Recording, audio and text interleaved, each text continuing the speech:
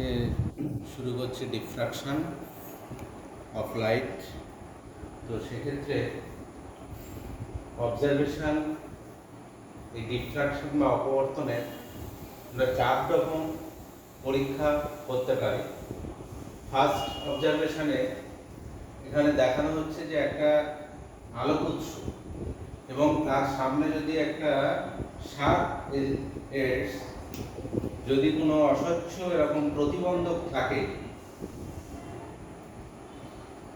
যদি অস্বচ্ছ প্রতিবন্ধক থাকে যার দুই প্রান্ত খুব তীক্ষ্ণ ধারালো, তাহলে কোনো আলোক উৎস থেকে আলোক রশ্মি ওই ধারালো প্রতিবন্ধক দ্বারা বাধাপ্রাপ্ত হয়ে এইখানে পর্দায় এই দুটি অংশে এ এবং বি বিন্দুতে এই অস্বচ্ছ বস্তুর একটা শ্যাডো তৈরি করবে। এটা জিওমেট্রিক্যাল, এটা আলো সরলরেখায় চলে। যে আলো সরলরেখায় চলার জন্যে তাহলে এস থেকে দুটো আলোক রশ্মি এখানে গিয়ে পর্দায় এই অংশ একটা শ্যাডো তৈরি করবে। এটাই হওয়ার কথা। জিওমেট্রিক্যাল অপটিক্স অনুযায়ী আলো সরলরেখায় চললে এটাই হওয়ার কথা। কিন্তু দেখা যায় যে দুই প্রান্ত এই তীক্ষ্ণ বা শার্প এজ হওয়ার জন্যে কোনো আলোক উৎস থেকে আলোক রশ্মি ওই দুই তীক্ষ্ণ প্রান্ত দ্বারা কি হয়, যে শ্যাডোটা পুরো অংশটা শ্যাডো হয় না, তার কিছুটা অংশ আলোকিত এবং তার এই নিচ থেকে উপরের অংশটা আলোকিত আর উপর থেকে এই নিচের ভিতরে খানিকটা অংশ আলোকিত হয়। ঠিক মাঝখানে এইটুকু অংশ হয় একটা শ্যাডো বা অন্ধকার অংশ। এইটা যে আলো তরঙ্গধর্মী সেটাই প্রমাণ করে এবং এই ঘটনাটা হলো আলো অপবর্তন বা ডিফ্রাকশন। এই ডিফ্রাকশনটা বা আলো এই যে কোনো তীক্ষ্ণ ধার বরাবর আলোটা পড়লে পরে সেখান থেকে বেঁকে যায়, এই যে ঘটনা, এটাকে বলা হচ্ছে অপবর্তন বা ডিফ্রাকশন। এর ব্যাখ্যাটা হাইগেন্সের তরঙ্গতত্ত্ব অনুযায়ী আমরা দিতে পারি। যে কোনো আলোক উৎস থেকে যখন কোনো আলো সামনের দিকে অগ্রসর হয় তখন কি হয়, সেখানে তার ওয়েভ ফ্রন্ট তৈরি করে। তাহলে প্রথমে এটা বিন্দু আলোক উৎস হলে এটা কি হলো, spherical wave front. Spherical wave ফ্রন্টের জন্য ফার্স্টে একটা ওয়েভ ফ্রন্ট, আলো আর খানিকটা অগ্রসর হলে ওয়েভ ফ্রন্ট, এখানে একটা ওয়েভ ফ্রন্ট। তাহলে এইভাবে প্রতিটা ওয়েভ ফ্রন্টের জন্য কি হচ্ছে, যে তরঙ্গ হাইগেন্সের নীতি অনুযায়ী যে প্রতিটা ওয়েভ ফ্রন্টের উপরে যে অণুগুলো আছে সেই প্রতিটা অণু সেইগুলো কি হয়, এক একটি আবার সেকেন্ডারি গৌণ তরঙ্গ উৎসরূপে কাজ করে। এই ওয়েভ ফ্রন্টের উপরে অবস্থিত, এই ওয়েভ ফ্রন্টের উপরে অবস্থিত এক একটি গৌণ তরঙ্গ উৎসরূপে কাজ করে, সেকেন্ডারি ওয়েভলেটস বা গৌণ তরঙ্গ উৎস। এই গৌণ তরঙ্গ উৎস থেকে আবার তরঙ্গটা সামনের দিকে অগ্রসর হয়। তাহলে এইভাবে কি হয়, এক একটা ওয়েভ ফ্রন্ট তৈরি হয়। তাহলে এইভাবে এইখানে এই ওয়েভ ফ্রন্ট তৈরি হওয়ার জন্য, গৌণ তরঙ্গ উৎসের জন্য এইভাবে ওয়েভ ফ্রন্ট তৈরি হওয়ার জন্য কি হয়, যে আলোটা এই অংশটা আলোকিত হয়। এই যে ঘটনা আলো তরঙ্গ তত্ত্বের সাহায্যে ব্যাখ্যা করা যায় এই ডিফ্লেকশন, এই ঘটনাটাই। তাহলে প্রকৃতপক্ষে এটা হয় না। অবজারভেশন 2-তে এইখানে একটা ধারালো শার্প এজ অস্বচ্ছ প্রতিবন্ধক নেওয়া হলো। শার্প এজ এর একটা প্রান্ত খুব শার্প, এখানে অস্বচ্ছ প্রতিবন্ধক নেওয়ার ফলে এইখানে কোনো আলোক উৎস থেকে যখন আলো এখান থেকে পড়ে, এই ধারালো তীক্ষ্ণ ধারালোর উপরে পড়ার পর এইখানে দেখা যায় যে এর নিচের অংশটা পুরোটাই অন্ধকার হওয়ার কথা, কিন্তু নিচের অংশে খানিকটা ডার্ক এবং লাইট, অর্থাৎ আলোকিত এবং অন্ধকার অংশ দেখা যায়, এবং উপরেও এরকম অন্ধকার এবং আলোকিত অংশ দেখা যায়। অর্থাৎ একটা ঝালর তৈরি হয়, ফ্রিঞ্জ তৈরি হয়। সেই ফ্রিঞ্জটাকে যদি আমরা বড় করে দেখি তাহলে নিচের অংশটা পুরোপুরি এটা ডার্ক হয় এবং এই সোজা অংশটা এখানে লাইট খানিকটা আলোকিত অংশ, এইটা খানিকটা কি হয়, একটা ডার্ক অংশ তৈরি হয়। এখানে উপরে আবার একটা ডার্ক অংশ, তারপরে আবার আলোকিত অংশ। তাহলে এইভাবে কি হয়, একটা ফ্রিঞ্জ তৈরি হয়, ঝালক তৈরি হয়। এবং এর নিচেও খানিকটা আলোকিত অংশ এবং লাইট অংশ, এটা লাইট অংশ এবং ডার্ক অংশ মিলেই একটা ফ্রিঞ্জ তৈরি হয়। কিছুটা নিচের অংশ এবং পুরো উপরেও দেখা যায় এরকম একটা ফ্রিঞ্জ তৈরি হচ্ছে। তাহলে এই ঘটনা এটা আলোর অপবর্তন অর্থাৎ তরঙ্গ তত্ত্বের সাহায্যে এটা ব্যাখ্যা করা যায়। অবজারভেশন 3-তে যদি একটা অ্যাপারচার থাকে, কার্ডবোর্ডে একটা সরু ছিদ্র করা হলো, এখানে আলোক উৎস থেকে আলোটা অগ্রসর হচ্ছে, এখানেও আমরা স্ফেরিক্যাল ওয়েভ ফ্রন্ট হিসাবে যদি অগ্রসর হয় তাহলে এখানে দেখা যায় যে স্ক্রিনে আলোটা পড়ার পর ব্রাইট এবং ডার্ক এইভাবে ফ্রিঞ্জ তৈরি হয়, একটা গোলাকার এরকম খানিকটা আলোকিত অংশ আবার অন্ধকার অংশ, আলোকিত অংশ অন্ধকার অংশ, এইভাবে একটা ব্রাইট অ্যান্ড ডার্ক ফ্রিঞ্জ তৈরি হয়। অবজারভেশন 4-এ যদি কোনো আলোক উৎস থেকে আলোক রশ্মি লেন্সের উপরে পড়ার পর সেটা সমান্তরালভাবে নির্গত হয় এবং সমান্তরালভাবে নির্গত হওয়ার পরে এইখানে একটা সরু ছিদ্র বা স্লিট, এই স্লিটের ভিতর দিয়ে যখন আলোটা যায়, এটাকে এই অংশটা থেকে দেখানো হচ্ছে এটা একটা স্লিট, তাহলে আলোটা সরাসরি গিয়ে এইটুকু অংশ কি হবে আলোকিত হওয়ার কথা, এর নিচের অংশ বা এর এখান থেকে এর উপরের অংশ, এটাকে যদি আমরা এ এবং বি নাম দিই তাহলে এ বি এর নিচের অংশ, বি এর নিচের অংশ এবং এর উপরের অংশ পুরোটাই অন্ধকার হওয়ার কথা, কিন্তু দেখা যায় তা না, আলোক রশ্মি এখানে এই প্রান্ত ভাগের উপরে পড়ার পর এটা খানিকটা বেঁকে যায়, খানিকটা অংশ আলোকিত হয় এবং এটাকে যদি আমরা আলোকিত হয় এবং এটা একটা ডার্ক অংশ, তারপরে আবার একটা আলোকিত অংশ, আবার একটা ডার্ক অংশ, এরকমভাবে একটা ফ্রিঞ্জ তৈরি হয় এবং এই মাঝের অংশটা হয় প্রচণ্ড আলোকিত, সেটাকে আমরা সেন্ট্রাল ব্রাইট, খুব উজ্জ্বল আলো, সেটাকে সেন্ট্রাল ব্রাইট এবং তারপরের অংশ এটা ফার্স্ট ডার্ক, প্রথম অন্ধকার বিন্দু, দ্বিতীয় অন্ধকার, তৃতীয় অন্ধকার, এইভাবে আমরা first minima, second minima, third minima, এইভাবে আমরা দেখি হয় এখানে একটা ব্যতিচারের ঝালর আমরা লক্ষ্য করতে পারি। তাহলে এগুলো হলো অপবর্তন সংক্রান্ত বিভিন্ন অবজারভেশন বা পরীক্ষা।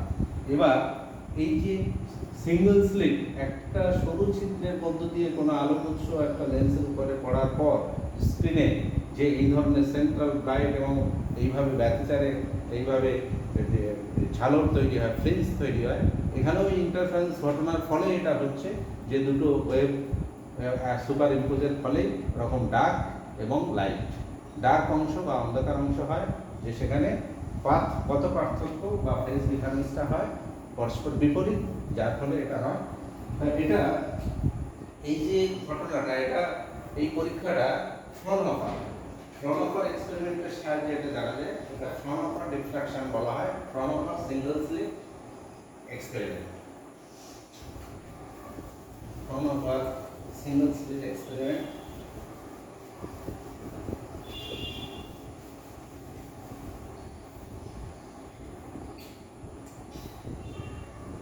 Fraunhofer diffraction, এটা হলো সিঙ্গেল স্লিট এক্সপেরিমেন্ট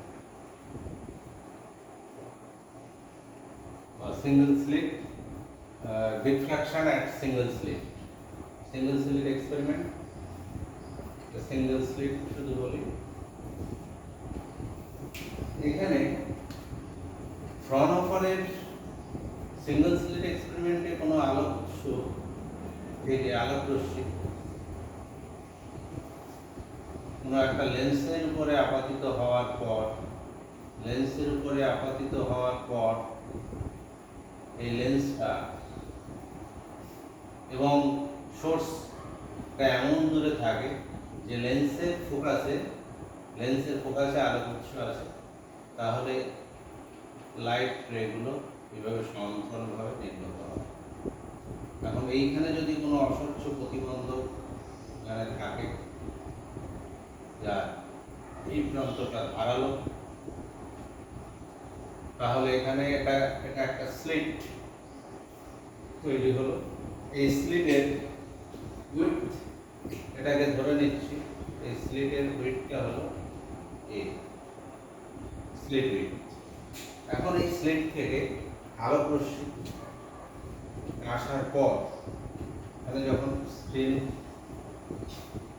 তাহলে একটা আলোক রশ্মি সোজা, এবং এখান থেকে এই আলোক রশ্মিটা এখানে কোনো সামনে কোনো যদি লেন্স রাখা হয়, আলোক রশ্মি এইভাবে পড়ার পর এইখানে একটা বিন্দুকে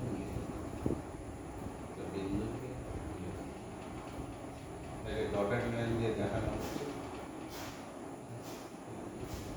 এইখানে তৈরি হয় একটা সেন্ট্রাল ব্রাইট, মাঝখানে খুব উজ্জ্বল আলোকিত অংশ তৈরি হয় এই স্ক্রিনের উপর। তো এখন সেন্ট্রাল ব্রাইট আমরা ওখানে আগে দেখেছি যে একটা ঝালক তৈরি হয় এবং মাঝখানে একটা সেন্ট্রাল ব্রাইট আলোক উজ্জ্বল, তারপরে আবার একটা অন্ধকার অংশ। তো এখন যে কোনো বিন্দুতে ধরা যাক এই বিন্দুতে আলোকিত, এখান থেকে আলো পড়ার পর এই পি বিন্দুতে আলোটা যখন গিয়ে পড়ে তখন ওই পি বিন্দুতে অন্ধকার অংশ তৈরি হবে না আলোকিত হবে, সেটা নির্ভর করে ওই আলোক রশ্মি পি বিন্দুতে পৌঁছানোর পর তাদের পথ পার্থক্যের উপর। এখন যদি ধরা যায় পথ পার্থক্যের উপরে, এখন এই আলোক রশ্মি যখন এই লেন্সের উপরে পড়ার পর পি বিন্দুতে মিলিত হবে তখন কি হয়, এই সমান্তরালের সঙ্গে একটা কোণ করে তারা নির্গত হয়। কোণ করে এখান থেকে আলোক রশ্মি যে তরঙ্গ তত্ত্ব অনুযায়ী এটা খানিকটা বেঁকে যাওয়ার কথা, ধরা যাক যে এখানে একটা কোণ করে আপাতিত হলো, তাহলে এটা এর সঙ্গে এটা পরস্পর সমান্তরাল। এখানে পড়ার পর তারা এই পি বিন্দুতে মিলিত হলো,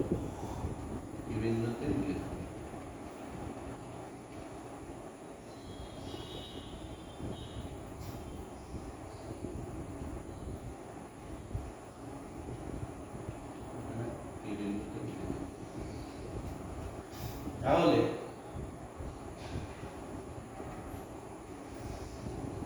এই যে পি বিন্দুতে মিলিত হলো, এখানে তারা যে কোণ করলো সেটা হলো থিটা 1, কোণটা হলো থিটা 1। এখন এই সিঙ্গেল স্লিট, এটা এই পয়েন্টটা এ, একেবারে নিচের পয়েন্টটা বি, মাঝের অংশটা সি। এই সিঙ্গেল স্লিটটাকে দুটো অংশে ভাগ করা হলো, একটা হলো এসি অংশ আর একটা হলো সিবি অংশ। তাহলে এইটাকে আমরা যে ডিফ্রাকশন সেন্টার আমরা বলতে পারি, যে অপবর্তন কেন্দ্র বা ডিফ্রাকশন সেন্টার। এখন ফ্রেনেল ডিফ্রাকশনে এই ডিফ্রাকশন সেন্টারের আগে যেটা ইনসিডেন্ট আপাতিত হচ্ছে সেই রশ্মি সমান্তরাল হবে, এবং ডিফ্রাকশন সেন্টার থেকে আবার কি হবে, আলোক রশ্মি যখন নির্গত হবে সেটাও সমান্তরাল হবে। যদি এরকম হয় যে সমান্তরালভাবে আসছে ডিফ্রাকশন সেন্টার অর্থাৎ স্লেটে পড়ার পর আবার সমান্তরালভাবে নির্গত হচ্ছে, তাহলে যে ডিফ্রাকশনটা হয় সেটা হচ্ছে ফ্রনহফার ডিফ্রাকশন। এখন এই ফ্রনহফার ডিফ্রাকশনে যদি এখানে পি বিন্দুতে এখানে ব্রাইট কি ডার্ক, যে কোণটা এখানে উৎপন্ন হবে, ব্রাইট হবে না এখানে ডার্ক হবে, দুটোর একটা কোণটা হবে। এখন ডার্ক হতে গেলে বা ব্রাইট হতে গেলে যে শর্ত, যে ডার্ক কখন হয়, যে অন্ধকার অংশ সৃষ্টি হয়, সেটা হলো ডিস্ট্রাকটিভ ইন্টারফারেন্স। এখন ডিস্ট্রাকটিভ ইন্টারফারেন্সে দুটো আলোক উৎস বা দুটো তরঙ্গ যখনই এই বিন্দুতে মিলিত হবে তখন তাদের মধ্যে পথ পার্থক্য হবে λ/2। তাহলে ডিস্ট্রাকটিভ ইন্টারফারেন্স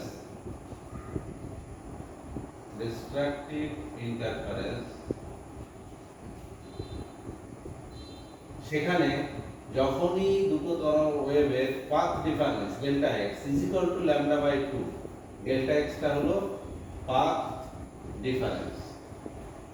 যদি পাথ ডিফারেন্সটা λ/2 এর ইকুয়াল হয় তাহলেই হবে ডিস্ট্রাকটিভ ইন্টারফারেন্স অর্থাৎ অন্ধকার অংশ তৈরি হবে। এখন এই স্লিটটাকে, যার স্লিট উইথ এ, এখান থেকে এ বিন্দু থেকে এর উপরে একটা পারপেন্ডিকুলার টানা, লম্ব টানা,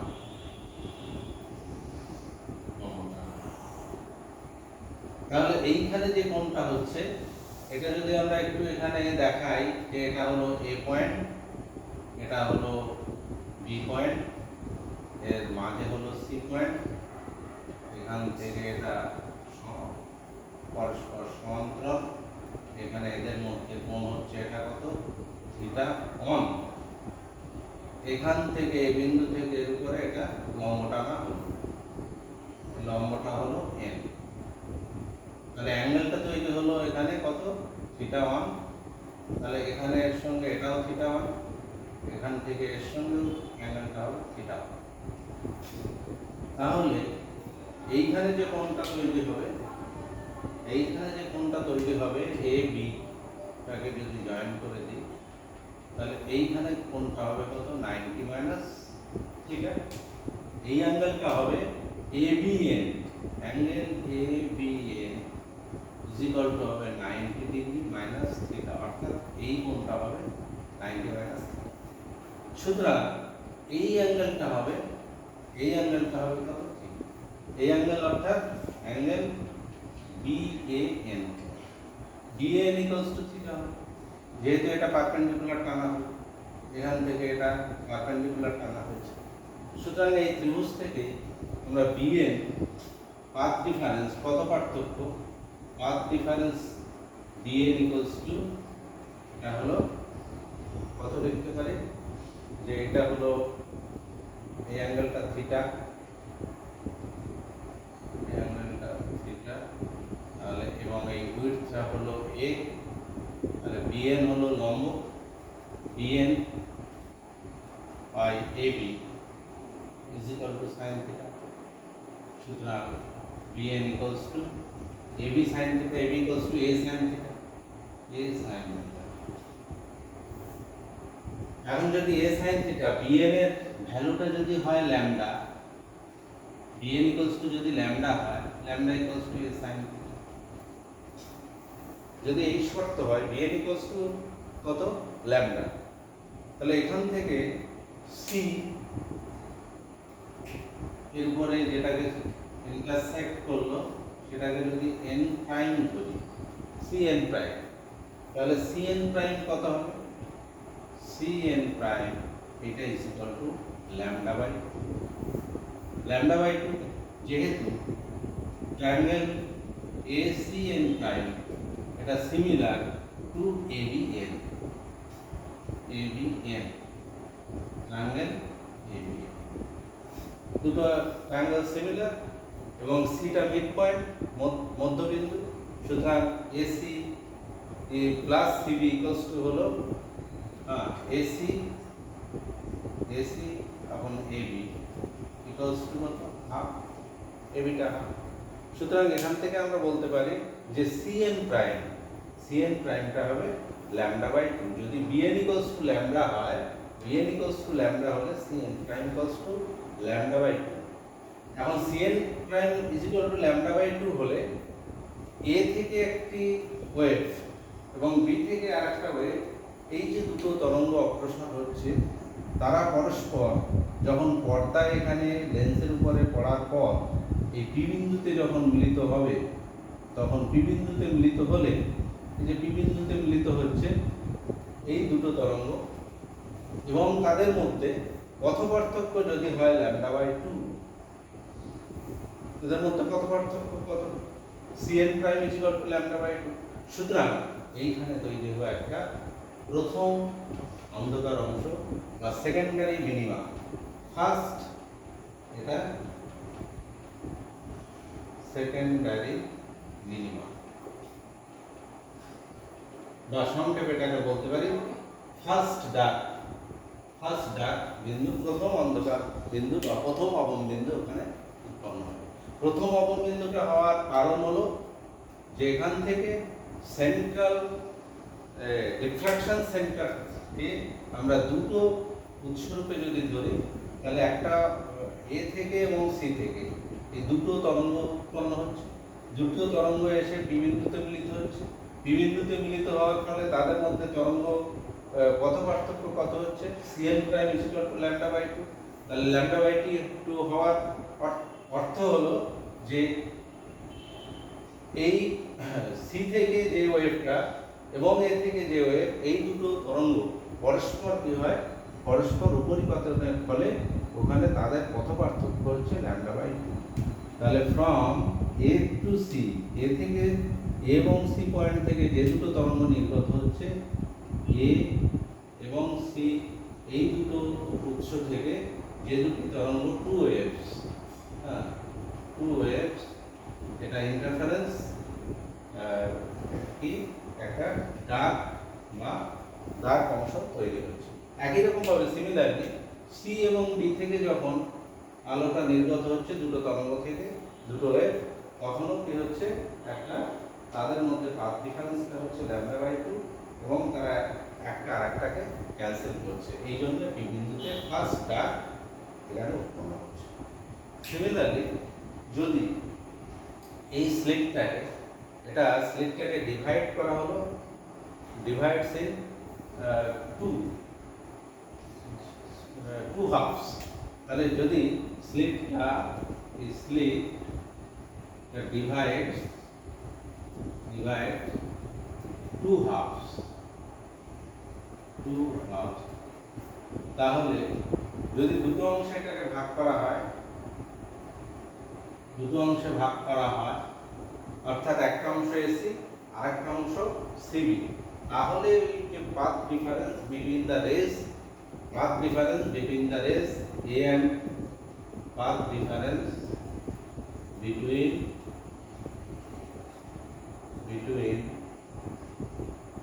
the rays A and C are lambda by 2 and the path difference C and D are lambda by 2.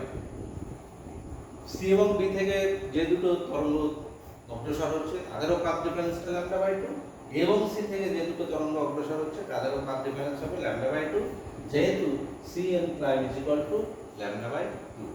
তাহলে স্লিটটাকে যদি দুটো হাফে ভাগ করা হয়, তাহলে এখান থেকে আমরা লিখতে পারি Cn prime is equal to হবে a by 2 sin theta. Cn prime is equal to a by 2 sin theta. a by 2 sin theta এটা পুরো একটা, যেহেতু ACn প্রাইম এটা কোন ট্রায়াঙ্গেল থেকে পাচ্ছি, ট্রায়াঙ্গেল ACn প্রাইম একটা সমকোণী ত্রিভুজ যার Cn prime is equal to এটা, এখন Cn প্রাইম এটা is equal to sin theta, a by 2 sin theta is equal to lambda by 2 হলে এখানে ফার্স্ট ডার্ক উৎপন্ন হবে, অর্থাৎ a sin theta is equal to lambda হলে, অর্থাৎ sin theta is equal to lambda by a হলে first dark উৎপন্ন। তাহলে ফার্স্ট ডার্ক উৎপন্ন হচ্ছে যখন এইটাকে দুটো ভাগে ভাগ করা হচ্ছে। নেক্সট অংশ বলতে পারি, যদি এই স্লিটটাকে চারটে অংশে বিভক্ত করা হয়, স্লিটটাকে এখানে দুটো হাফে ভাগ করা হয়েছে, যদি if we divide the slit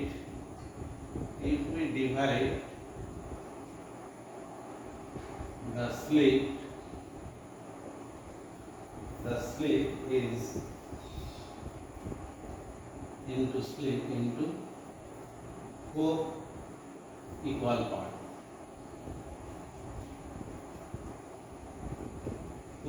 parts, and with similar reasoning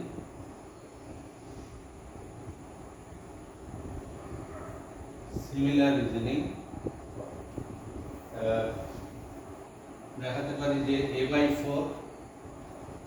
4 sin theta is equal to lambda by 2. a by 4 sin theta is equal to lambda by 2 যদি স্লিটটাকে a এখানে হলো এটা বি, মাঝে এটা সি, মাঝে আর একটা পয়েন্ট। এখন প্যারালাল, এটা parallel,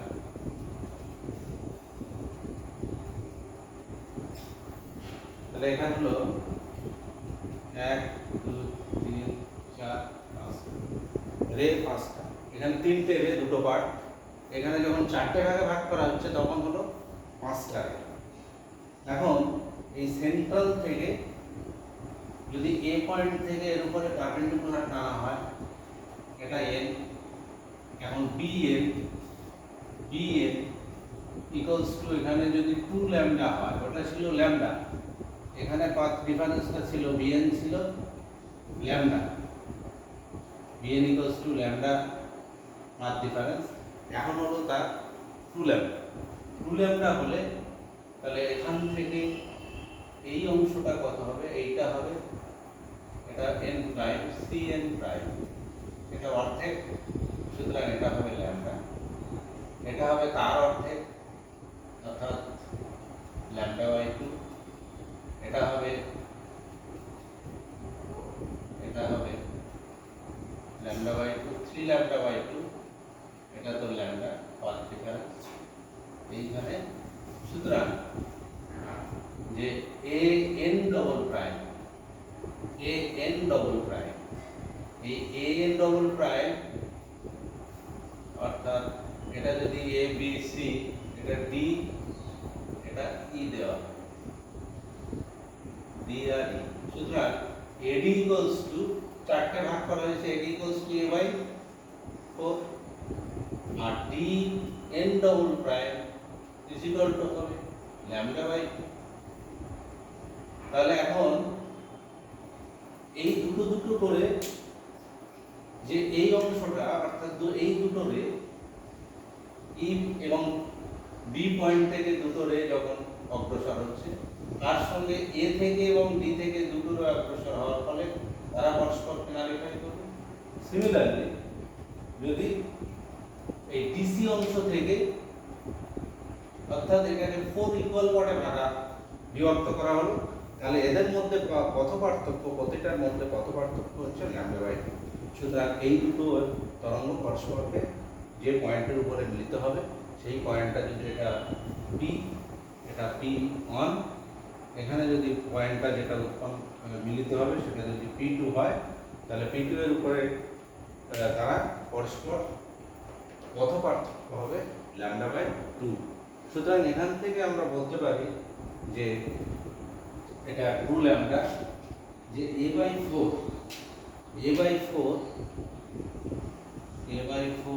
sin theta is equal to, B